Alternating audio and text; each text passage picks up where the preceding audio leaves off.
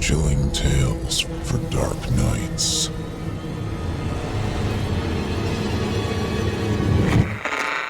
Want to make sure you never miss a Chilling Tales for Dark Nights video again? Be sure to subscribe and hit that bell to turn on notifications. This episode of Horror Hill is proudly brought to you by Fume. Ever tried to break a bad habit and feel like you're climbing Everest in flip-flops? Yeah, we've been there too. But here's a breath of fresh air. Fume. It's not about giving up, it's about switching up. Fume takes your habit and simply makes it better, healthier, and a whole lot more enjoyable. We're talking about our sponsor, Fume, and they look at the problem in a different way.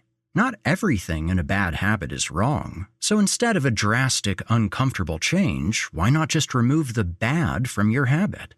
Start the year off right with the good habit by going to tryfume.com/horror and getting the Journey Pack today. Fume is giving listeners of the show 10% off when they use my code HORROR to help make starting the good habit that much easier. Start the good habit at tryfum.com/horror to save 10% off the Journey Pack today.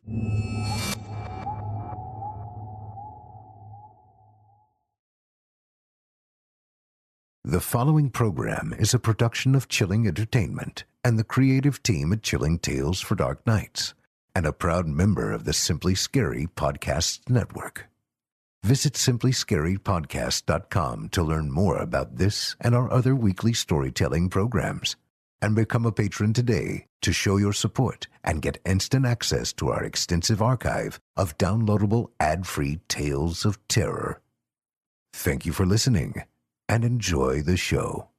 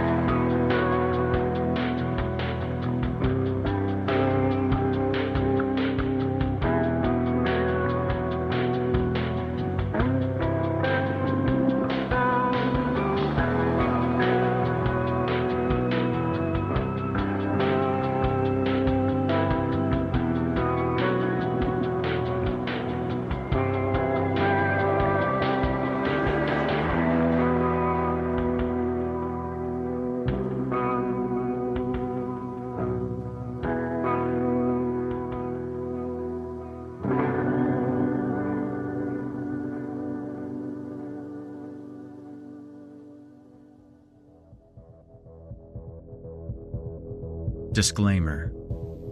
Horror Hill is a horror anthology podcast bringing you scary stories from all corners of the internet and beyond. As such, certain stories include content that some listeners might find offensive. In particular, tonight's story includes content related to child abuse and violence. Listener discretion is advised. Well, hello there, listeners, and welcome back to Horror Hill. I'm your host and narrator, Erik Peabody, and we're going to be bucking the recent trend of double features by featuring only a single story in tonight's episode. But don't worry, this one will grab you, and it will twist. The tale in question is Lullabies and November Ashes by J.G. Martin. Our protagonist, Walter, is a young boy that's in an unfortunately all too common situation. His parents are absolutely horrible, and he knows it. Walter's only real escape is school, where the combination of friends, education, and surprisingly caring adults helps him suffer through his time at home. However, some people just can't stand to see someone have anything good in their life. And unfortunately, Walter's world is about to change forever. Also, joining me tonight to voice several characters is Rissa Montañez. Please extend her your warmest welcome. You're listening to the standard edition of this program. If you'd like to help support Horror Hill and also remove these pesky ads, head to chillingtalesfordarknights.com and click Patrons in the upper menu to sign up today. you'll get instant access to hundreds of ad-free stories, and we can scale back some of our less savory means of generating money for the show. By the way, you wouldn't happen to still have all of your organs, would you?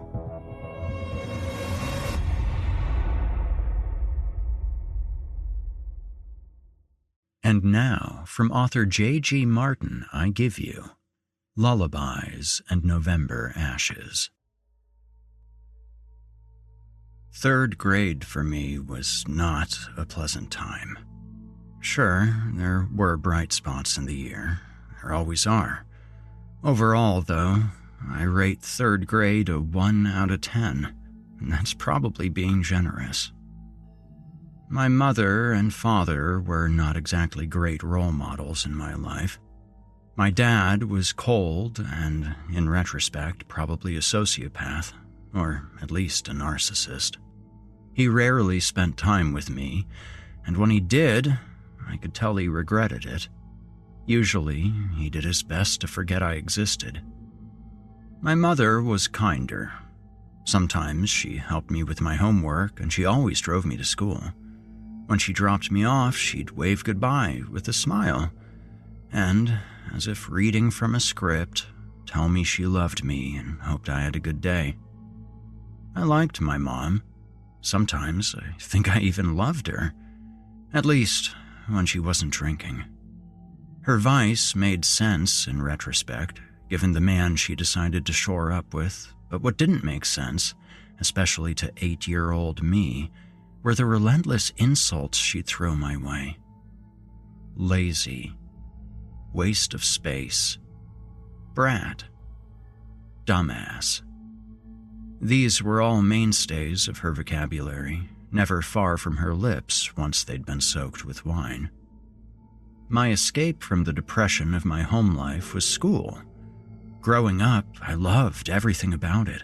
I loved hanging out with my friends, loved learning new subjects, and I especially loved the teachers who always had time for me and never drank and always remembered my name. One of those teachers was Mr. Gillard, a boisterous, heavy-set man with bushy eyebrows and an uncanny ability to brighten the room. He wasn't my teacher, but he was my best friend Oscar's, and because of that, I often crossed paths with him.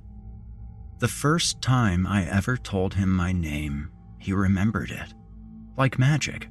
Every day after, he'd greet me in the hallways with his beaming smile and booming voice. "Walter, how was class today?"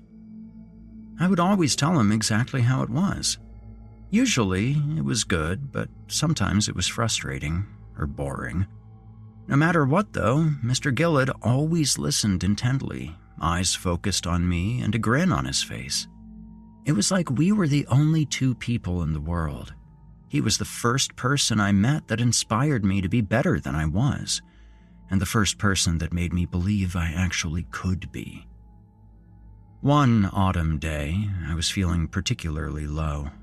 In the middle of the previous night, my mother had woken me up. I smelled wine on her breath, and I asked her if she'd been drinking again. She told me to shut up, that it was none of my business.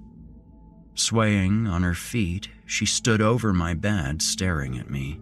I remember feeling horribly nervous, because there was this sense of hatred in her eyes, and the way she studied me almost seemed like she was making a decision. "Mom?" I remember asking. "Can I go back to sleep now?" She didn't reply. Instead, she left the room. I curled back into my covers, nervous and afraid. Although what I was nervous and afraid about, I couldn't exactly say. It felt like an intuition.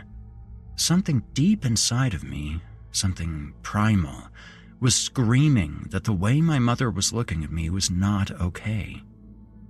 A few moments later, I heard the creak of my door opening, and there she was again. This time with a half-drunk glass of wine in her grip. "I wish I'd never met your father," my mother said, staring at me with dead eyes. "That way, you'd never have been born. and I'd have enough money to enjoy my life. She watched me until she finished her glass of wine, and then she left. Door closed, glass on my dresser. Unsure how to process what I'd just witnessed, I cried myself to sleep. The next day, I spent recess alone at the far end of the field. I didn't feel like I deserved friends. I didn't feel like I deserved to have fun. I didn't feel like I deserved anything.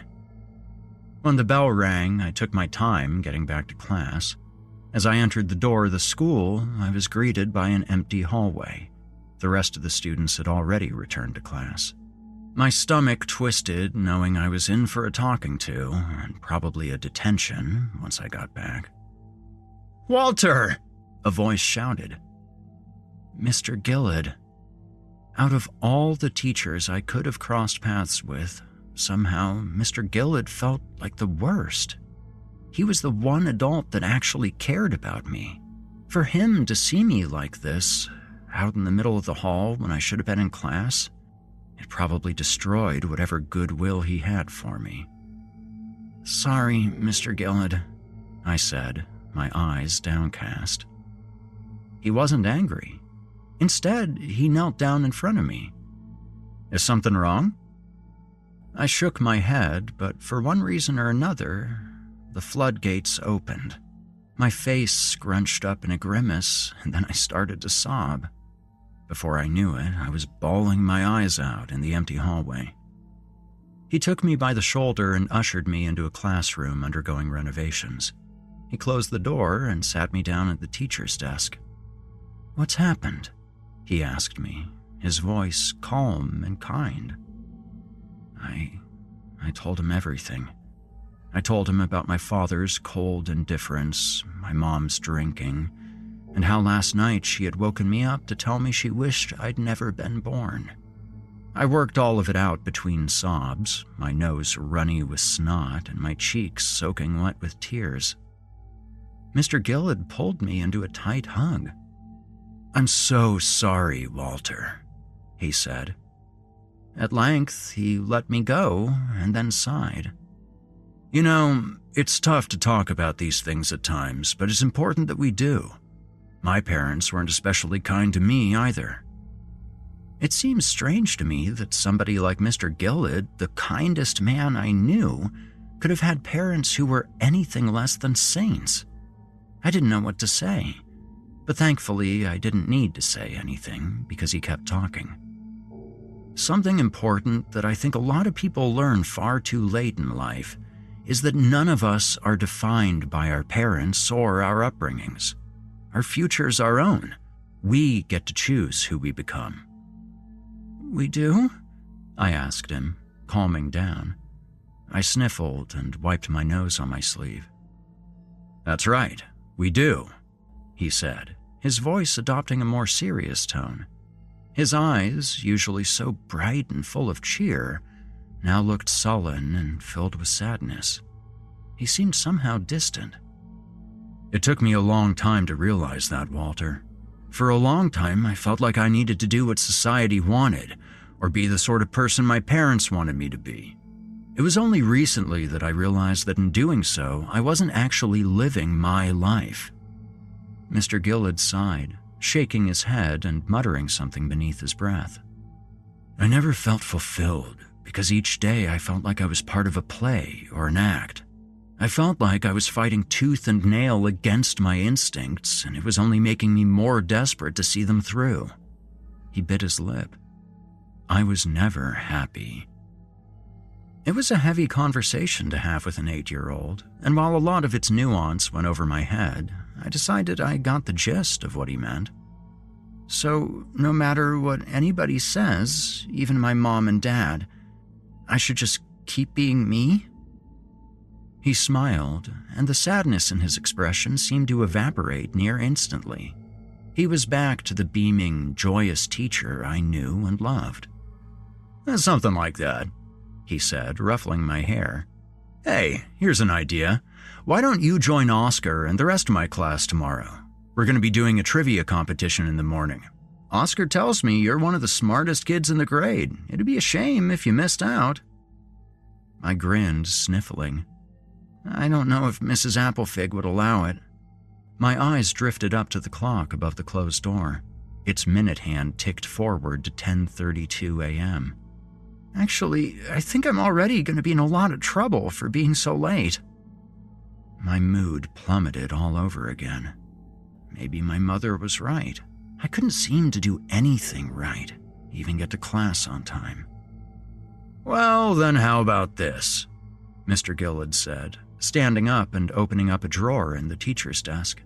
He pulled out a stack of sticky notes and a pen. "I'll write you a note explaining your lateness, as well as giving you permission to attend tomorrow morning's trivia competition. Sounds good?" I nodded enthusiastically. "Yes, I'd love that." "Perfect," he said. "So would I." He handed me 2 sticky notes, one excusing my late return following recess, and another requesting permission for me to attend trivia tomorrow morning. By some miracle, I spent the rest of the afternoon smiling. Oscar and I walked home together after school, and the entire time we brainstormed team names. We eventually decided on Brainiacs. "You better get us the win," Oscar teased. "Well, duh," I laughed. "One of us has to." The two of us joked around and goofed off all the way home. For such a bad start to the day, I can scarcely remember a day ending with me feeling happier and more full of life. When Oscar and I finally split off, we swore that tomorrow we'd go home as trivia champions. As soon as I got home, I cheerily started on my homework. Mr. Gillard had given me a practice trivia question. What temperature does nitrate burn at? If I got it right, we earned an extra point immediately in the trivia competition. I thought long and hard about it and decided I really had no idea.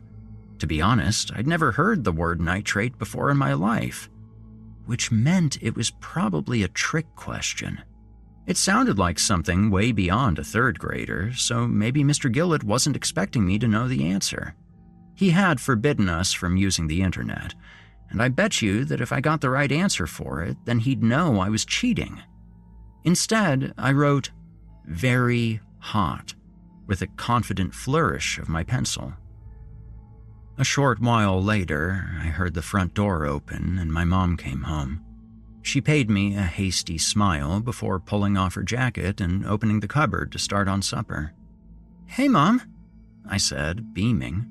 "How was work?" "Long, honey," she said, her eyes bloodshot and jaw set. "How was school?" "Great! I'm doing a trivia competition tomorrow with Mr. Gillard's class." She eyed me for a moment and then smiled. "That's lovely. I'm sure you'll learn lots." "Me too." A half hour later, my father came home.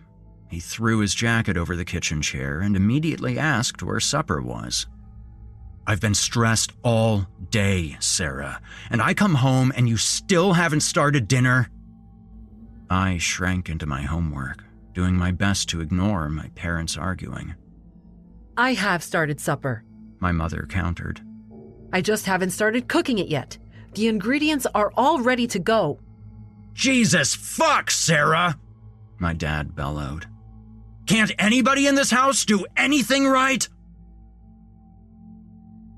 That night, I woke up to the smell of alcohol. I lay on my side, curled in blankets, and heard the sound of breathing near my face.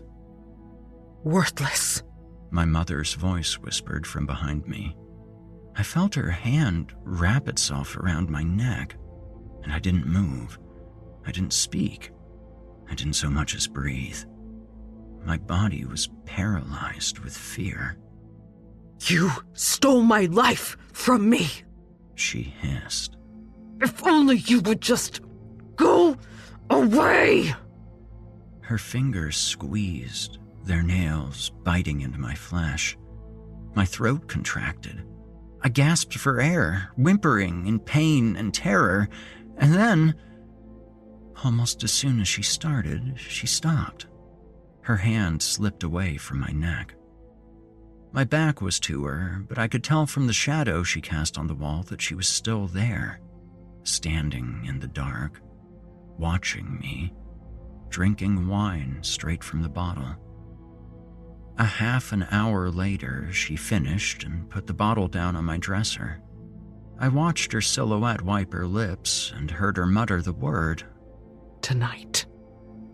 She left my room. I listened as her footsteps creaked their way down the stairs and into the kitchen. A moment later came the sound of wood squealing against wood, like a drawer being opened, followed by the clatter of cutlery. I stared at my wall, blinking back tears. Again, that primal sense of fear returned, that indescribable intuition that something was very wrong, and I needed to be far away from my bedroom and far away from this house. My heart thundered in my chest as I heard the creak of footsteps on the stairs, this time coming up. The sounds grew louder the higher and closer they got to my bedroom. Soon, the footsteps were in the hallway. I could hear my mom's voice muttering, although I couldn't make out any specific words. Please, I thought to myself, please walk by my door. Please don't come inside. The footsteps groaned on the floorboards as they approached. My mother had left my bedroom door ajar when she left, and from its crack I saw a shadow in the hallway. I heard her voice. Threw away my career for this. Threw away my entire life, and all so that you could take my money, take my time, and destroy my marriage. The rusty hinges of my door whined, and the door swung open slowly. A shadow grew on my bedroom floor, and I recognized its shape as my mother in her nightgown. She held something in her right hand, but it wasn't a wine bottle. It was a knife. I curled into a ball, every part of me screaming to do something, to run, to call for help, to throw something at her. My instincts told me I was going to die. Instead, I lay there as still as a board, too paralyzed by fear to move or speak. Who would I call out to? My father? He didn't care about me. How was I supposed to run? My mother was blocking the doorway. What was I supposed to throw at her? The only thing I had nearby was my lamp, and I knew it wouldn't hurt her enough to stop her from hurting me. She walked toward my bed, standing beside it, knife in hand. I stared at her, hyperventilating with panic. She looked back into my eyes. She kept moving her lips, muttering words, but not loud enough for me to hear. Her face was painted with revulsion and hatred, and every so often she would lift the knife up and threaten at stabbing it down toward me.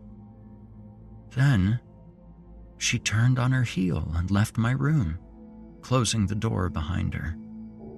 I lay there, sat up in bed, my body too awash with adrenaline to even dream of sleeping or thinking or doing anything.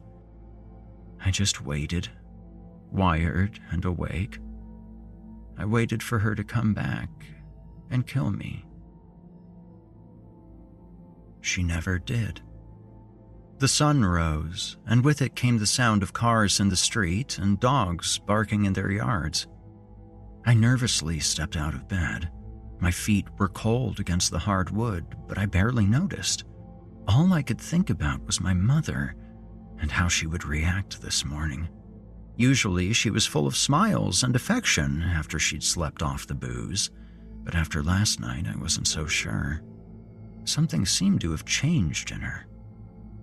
When I made my way downstairs for breakfast, she wasn't there. Normally, she was eating her porridge and ready to grab my cereal of choice from the cupboard. This time, it was just me. The house felt empty, lonely.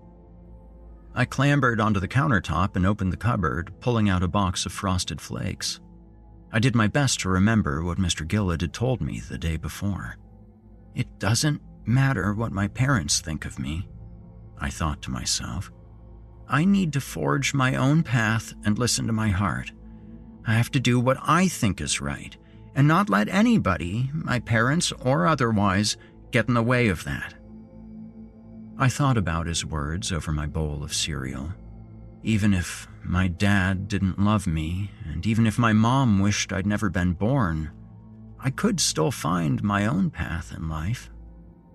As I ate, I monitored the digital clock sitting on our kitchen counter. It was a habit I picked up because my mom was always very strict about ushering me into the car by 7:15 a.m. so she could drop me off in time to get to work. Right now, it read 7:45 a.m. She was nowhere in sight. A minute later, I heard the familiar creak of footsteps on the stairs and my mood picked up. Even after everything that had happened last night, my mom hadn't hurt me, and I still had my trivia competition with Mr. Gillett and Oscar to look forward to. Maybe Mom realized she loved me too much to hurt me. The creaking stopped as the footsteps reached the landing, and my dad bustled around the corner, adjusting his tie. He paused, seeing me at the kitchen table. "What are you doing here?" "Waiting for Mom," I said quietly. "Excuse me?" he said, his voice rising. I swallowed. My father always had a way of making me feel smaller than I already was. "Waiting for Mom, Dad."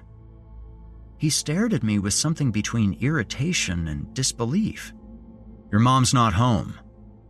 "What?" "I said she's not home. Do you need a fucking hearing aid now, too?" I looked down, eating another spoonful of Frosted Flakes. Where did she go? I wondered. She was here last night. My eyes drifted to the digital display. The clock now read 7:50 a.m. Class was starting in 10 minutes, and so was my trivia competition. It took at least 10 minutes to drive to school. "Dad?" I asked. "Have you seen my briefcase?" he said impatiently. "No, sorry." "Fuck!" he snapped. "That stupid bitch probably took it." He adjusted his collar and reached for the coffee pot before realizing it was empty and flinging it across the room. It shattered on the wall. "Everything I do," he screamed, "taken for granted." Mr. Gillard's words echoed in my head. To believe in myself, to trust in my instincts, to do what I felt I needed to. I cleared my throat. "Can you drive me to school? I have a trivia "Do I look like your mother?" he said incredulously. I stared at him, feeling tears welling in my eyes. Eventually, I shook my head. "I have a real job," he said, grabbing his jacket from the wall and opening the front door. "I don't have time to play at being a parent." He muttered something about ingrates and then disappeared through the doorway, shutting the door behind him. I sat at the table for a few more minutes, too stunned to do anything. My mom was gone. My dad was gone. It was just me in the house now. My family didn't care about me. Nobody gave a damn. No, that wasn't true. Oscar cared. Mr. Gillett cared. I snatched my jacket from the coat rack beside the door and exited after my father. I used the key we hid under the rock in our garden to lock the house behind me, and I started jogging toward the school. Usually, when I walked home with Oscar, it'd take us just over an hour. Unfortunately for me, Hillcrest School lived up to its namesake. My school sat perched atop a large hill overlooking the rest of Plumberry Township. At the top, it was really a spectacular view. To the north, you could see most of the local streets, all the way up to City Hall, downtown. To the south, you could see far down the country road, all the way out to Lake Tyler and Jefferson Forest beyond. Still, it was uphill, which meant it would be a longer walk to than from. I was determined, though. Mr. Gillard's words recited themselves in my mind like a mantra, pushing me ever forward. I kept my eye on the watch on my wrist, figuring if I could get there before 8:30, I'd be in the clear. In both third-grade classes, we did a sharing period from 8 till 8:30, where we talked about our day or new things we found interesting. My sneakers pounded along the sidewalk, my backpack bouncing up and down with my binder, pencils, and markers. I made good time getting to the bottom of the hill, and at the distant top I could see the gates that marked the entrance to Hillcrest Elementary. I started my ascent. It was slow going. As I went, I kept track of the watch on my wrist. 8:20 a.m. I had 10 minutes to reach the top, and I was barely a quarter of the way there.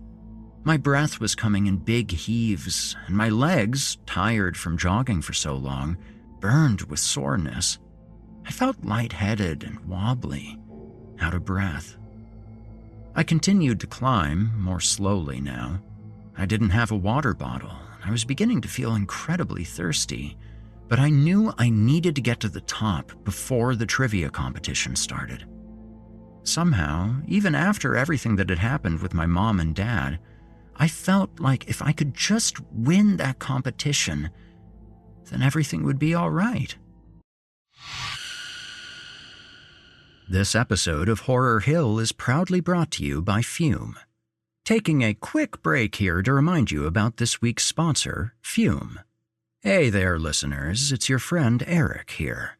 I wanted to check in with you for a moment, see how your year's going. What did you get right this year? What did you wish you could change?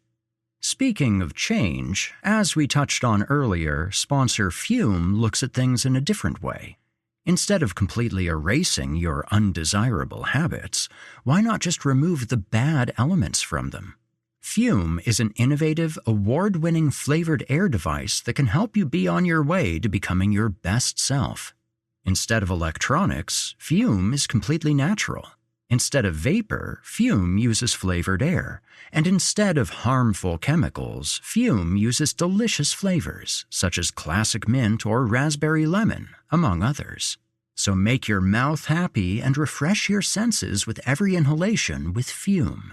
I was super impressed with how it's well-weighted, perfectly balanced, and extremely fun to fidget with. Your Fume comes with an adjustable airflow dial and is designed with movable parts and magnets for fidgeting, giving your fingers a lot to do, which is helpful for de-stressing and anxiety while breaking your habit. Speaking of, you gotta try the new Solano Fume. It's made with a premium walnut barrel and an onyx-coated mouthpiece that has a slightly softer finish. You get what I'm saying. Instead of bad, Fume is good. It's a habit you're free to enjoy and makes replacing your bad habit easier. Start the year off right with the good habit by going to tryfume.com/horror and getting the Journey Pack today. Fume is giving listeners of the show 10% off when they use my code HORROR to help make starting the good habit that much easier. Start the good habit at tryfum.com/horror to save 10% off the Journey Pack today. And now, back to the show.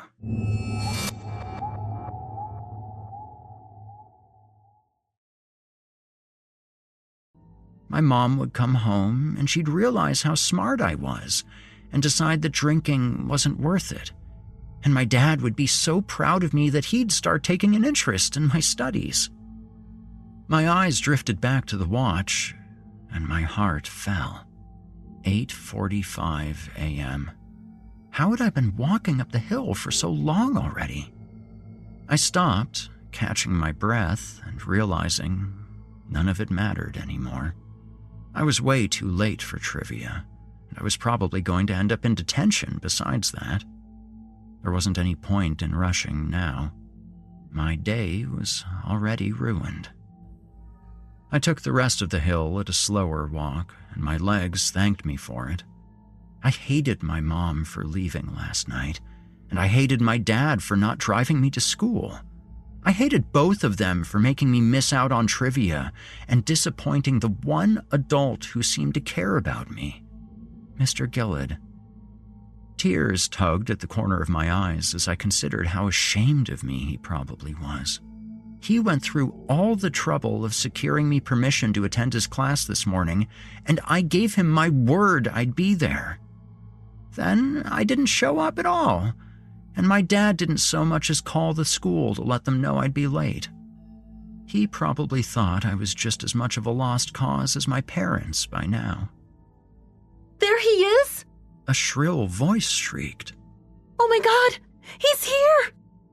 I looked up as Mrs. Applefig came stampeding toward me, her lined face filled with concern and her tone thick with relief. Walter, are you okay? She wrapped me into a tight hug. Oh, thank goodness, thank goodness. I'd been so absorbed in my own thoughts that I hadn't even noticed I'd crested the hill and come up in front of my school. Mrs. Applefig smothered me with her hug, and all I could see was the blue fabric of her blouse. "I'm fine, Mr. Applefig," I lied. "I'm sorry for being late." It's okay, sweetheart. It's okay, she said, pressing her face to mine. I felt something wet on her cheek. "Gloria, is that Walter Thimby?" A man bellowed, and I recognized it as Principal Patel. She wheeled around, nodding fiercely. It is, Uday. It is.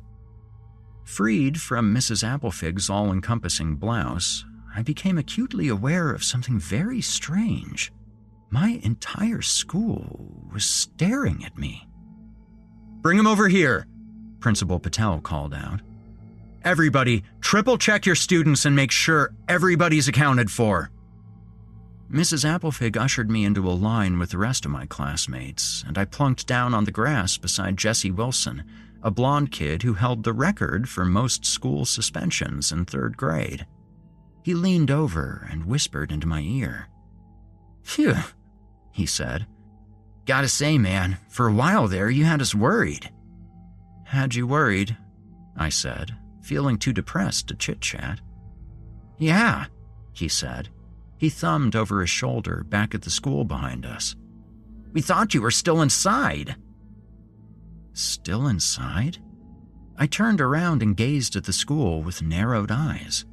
Beyond the bell tower in the center, I saw a dark cloud billowing into the sky. Smoke.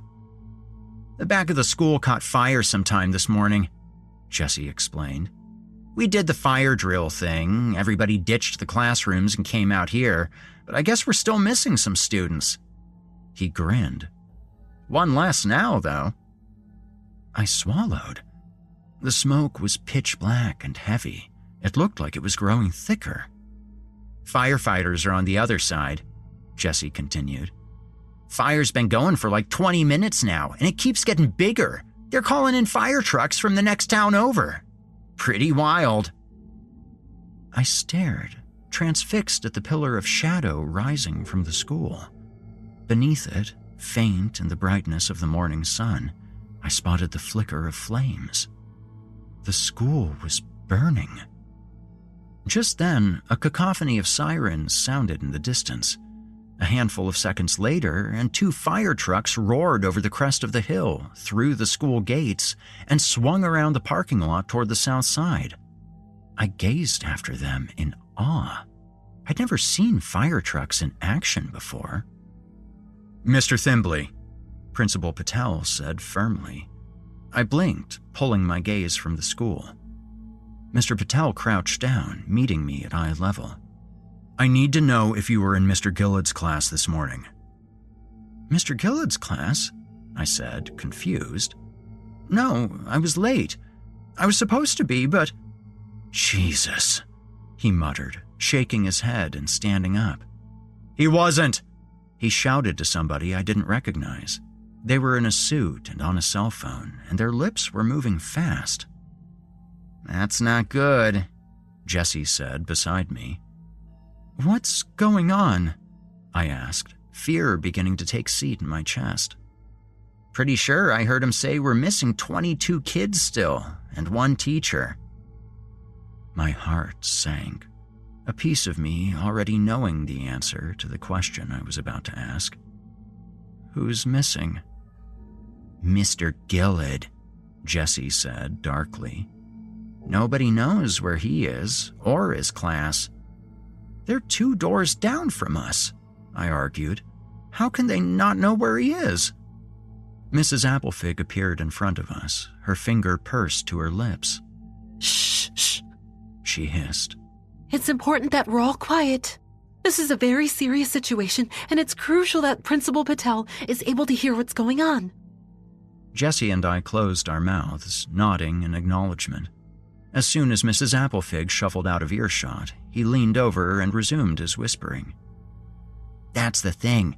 They cleared the entire school. The fire alarm went off as soon as the smoke detector caught whiff, and Patel himself made sure to double-check every classroom to make sure they were all clear. All of them were empty. I shook my head. That doesn't make any sense, I said, defiance leaking into my voice. Oscar was in that class, and there was no way Patel would miss Oscar. He was the loudest kid I'd ever met. They had to have been there. We were doing a trivia competition today. Jessie shrugged. Don't know what to tell you, man. It's just what I heard. My mind raced. Where could they be? Mr. Gillett had promised me there would be a trivia competition today.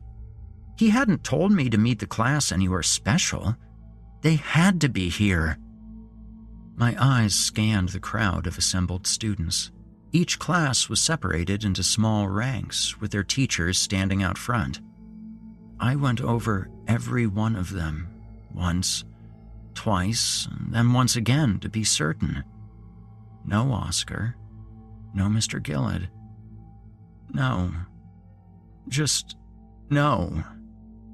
Again, I felt my emotions getting the better of me. Tears welled in the corners of my eyes, but I took a deep breath. Maybe they had met up at the school and then gone for a walk. I looked up at the cloudless sky and the warm sun. It was an uncharacteristically nice day for November.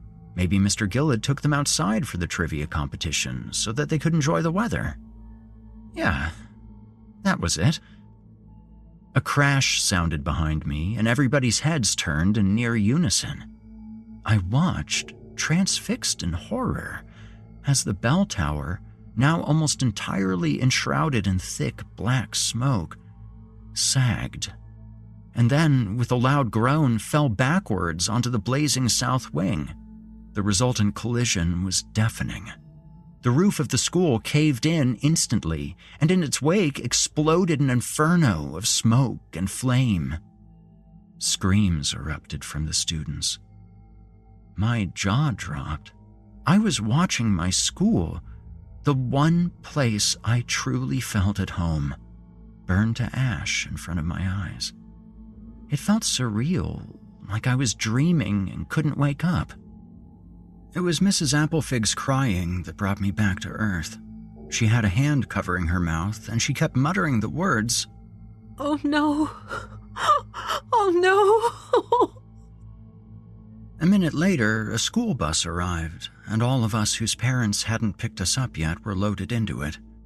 I remember resisting at first, telling Mrs. Applefig that I needed to wait for Oscar, but she kept crying and telling me I had to get on board.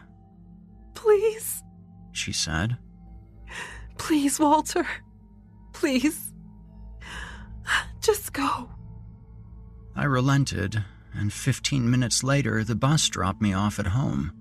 I used the key in the garden to get back inside, and when I did, I called out for my mom. She didn't answer, so I went into the kitchen and picked up my phone, calling Oscar's house. Maybe he was home sick? The ringer rang once, twice, 3 times, and then a voice picked up. Hello? It said breathlessly. Sarah? Matthew? Is Oscar at your house with Walter? Please, we need to...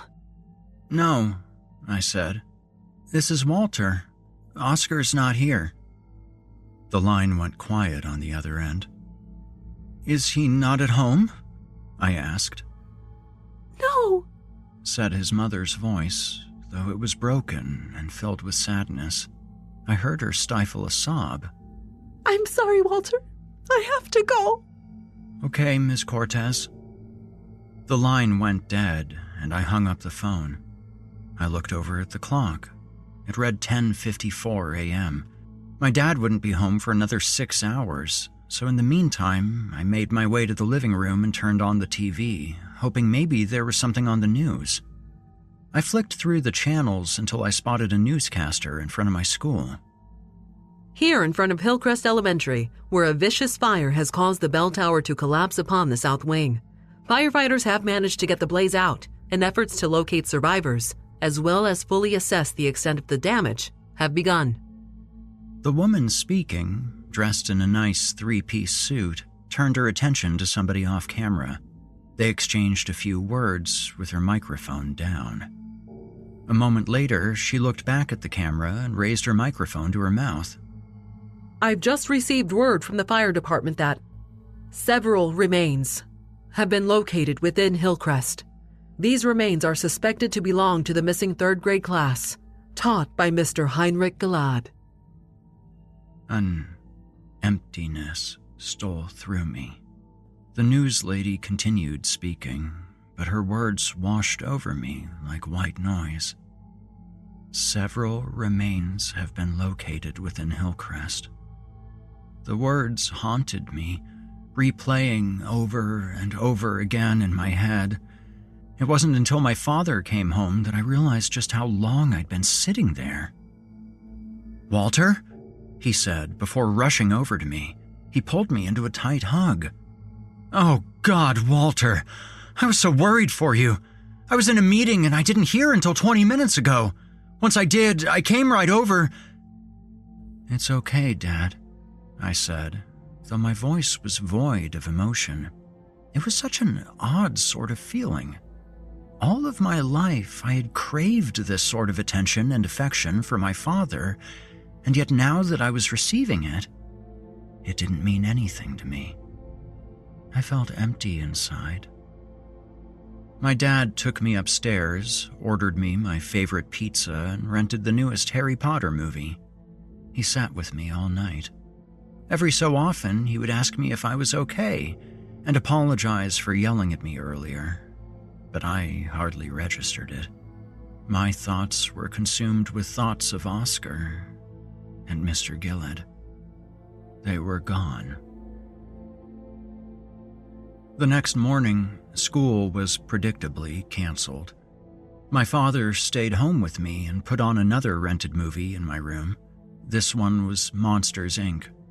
I only watched it for 20 minutes or so before I wandered downstairs. I found my dad on the couch in the living room, his back facing me, watching the news lady I'd seen yesterday. She was in front of the scorched remains of the south wing of my school, and it looked like a windy day because her blonde hair was blowing all over the place. I'm again in front of the wreckage of Hillcrest Elementary South Wing, where 22 children and 1 man lost their lives early yesterday morning in what can only be described as the greatest tragedy in Plumdale history. My dad reached for his mug on the coffee table and took a sip. It occurred to me that he must have taken the day off of work to stay home with me. Yesterday morning, a fire blazed, quickly spreading through the south wing and eventually reaching the bell tower. An old school, built in the early 1900s, Hillcrest Elementary was built primarily of highly flammable lumber, and the bell tower was no exception. At 10:13 a.m., it fell backward onto the south wing, collapsing that section of the school and dooming the individuals trapped inside. She touched her ear and her eyes looked sideways as if somebody was speaking to her. I'm just receiving word that the investigation has determined some rather disturbing details. I should caution viewers at home that what I'm about to say is not for the faint of heart. The news lady cleared her throat, and I drew closer behind my father.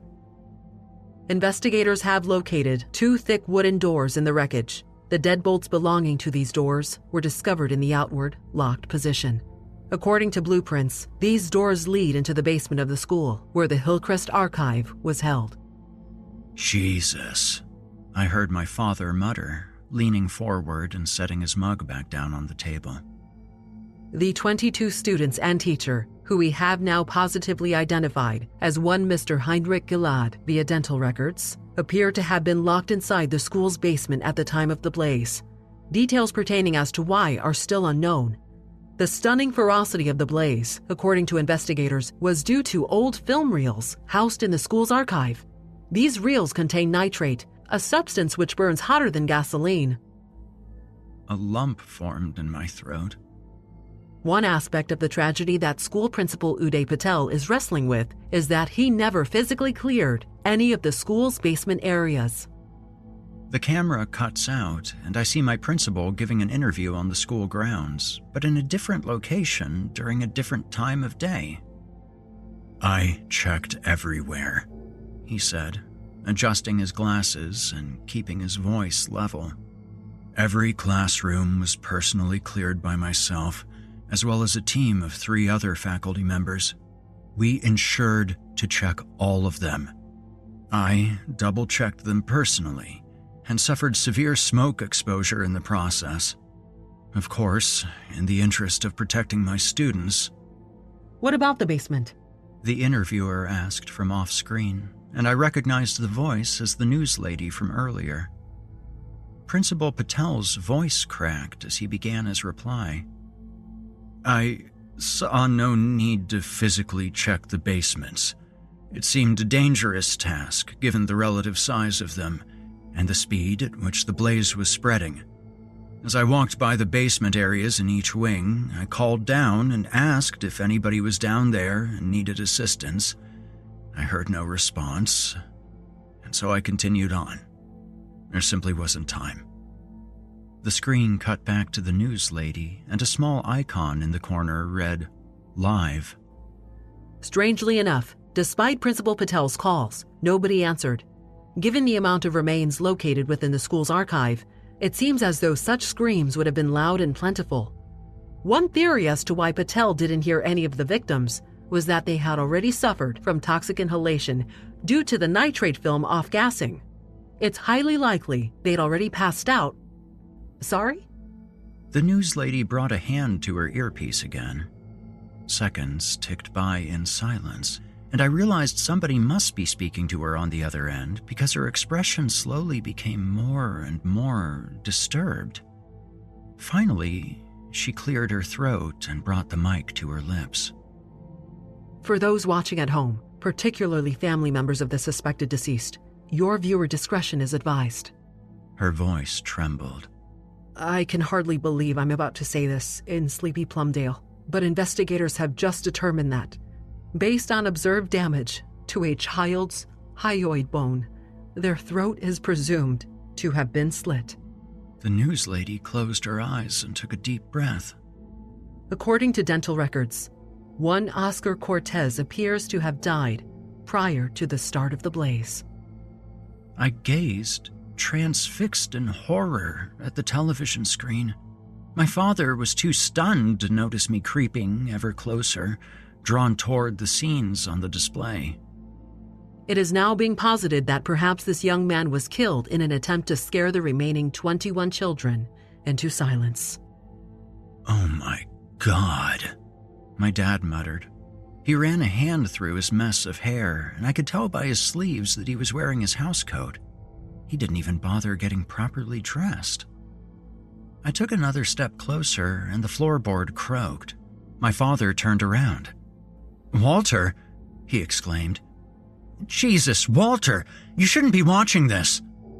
He rushed around the couch, and the news lady's words became muffled against his chest as he lifted me up and carried me back upstairs. "You need to take it easy, buddy," he said, ferrying me through the hallway. "I know you're going through a lot right now, and I know your worthless joke of a mother abandoned us, but the two of us gotta stick together, okay? And that means you gotta trust that I know what's best for you. Now, I don't want to see you out of your room again today, all right?" He gently lowered me onto my bed and hit play on the Monsters, Inc. movie. "You need to take some time for yourself. Don't worry about the news. This is all just conjecture right now anyway." He paid me a remorseful smile and closed my bedroom door behind him. I laid there, staring at my wall and oblivious to the sounds of Sully and Mike from Monsters, Inc. All I could think about was Mr. Gillard's words, playing on repeat inside of my head. I never felt fulfilled, because each day I felt like I was a part of a play or an act. I felt like I was fighting tooth and nail against my instincts, and it was only making me more desperate to see them through. Tears slipped from the corners of my eyes. Thanks to the news lady, I finally knew the answer to my trivia question. Nitrate burned hotter than gasoline.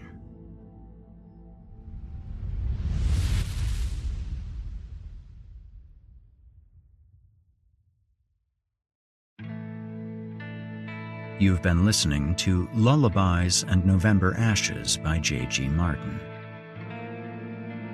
Well, friends, we definitely have some downer endings here on this show, but this one stands out. As I've said before, while supernatural and fantastical elements can be very effective at instilling terror, there's something particularly horrific about the real world and the people that inhabit it. I'd like to applaud J.G. Martin on a truly disturbing and well-written story. You know, if you enjoyed this tale, you can find it and more of J.G.'s work over at Velix Books, www.veloxbooks.com. I'd like to thank Rissa Montañez for again lending her wonderful voice to the show. Also, thanks to all of you, dear listeners. After all, without you, I'm just sitting here talking into an empty room, an empty world, the vast blackness of the eternal void. My, oh my, I cannot wait for winter to be over. In any event, I'll be here next week to continue whispering sweet and decaying nothings into your ears. Until then, my friends, stay spooky. You've been listening to the Horror Hill Podcast, a production of Chilling Entertainment and the creative team at Chilling Tales for Dark Nights. Tonight's episode was hosted and narrated by yours truly, Erik Peabody. Original music provided by Erik Peabody and Nikki McSorley. Finalization by Erik Peabody and Craig Groshek. Got a terrifying tale of your own that you'd like performed? Email it to us at natalie@chillingtalesfordarknights.com to have your work considered for future production. Seeing as how we're all living in a technological nightmare of our own devising, I'll ask you to follow Chilling Tales for Dark Nights on social media and upvote, subscribe, and hit the bell notification icon if you're listening to this on YouTube. Not only will you have appeased the dark gods of cyberspace, but you'll be kept in the loop as we prepare more terrifying content. If you'd like access to uninterrupted horror, free of ads and these annoying bookend segments, might I recommend becoming a patron? You'll get access to hundreds of episodes of this show, as well as everything from the other programs in the Chilling Tales for Dark Nights cabal. That means all of Otis Gyri's Scary Stories Told in the Dark, Drew Blood's Dark Tales, Paul J. McSorley's Fear from the Heartland, and more. It's a veritable smorgasbord of horrific delights. As for me personally, I'm on most social media as Viking Guitar or Viking Guitar Productions. I'm always on the lookout for new stories to narrate and new music projects to mix or master. If that's of interest to you, feel free to reach out and we can talk turkey. Also, I will be back next week with more terrifying tales to keep you up all night. If darkness is what you're after, listener, your search is over. Yet, let it be known, you haven't found the darkness. The darkness has found you.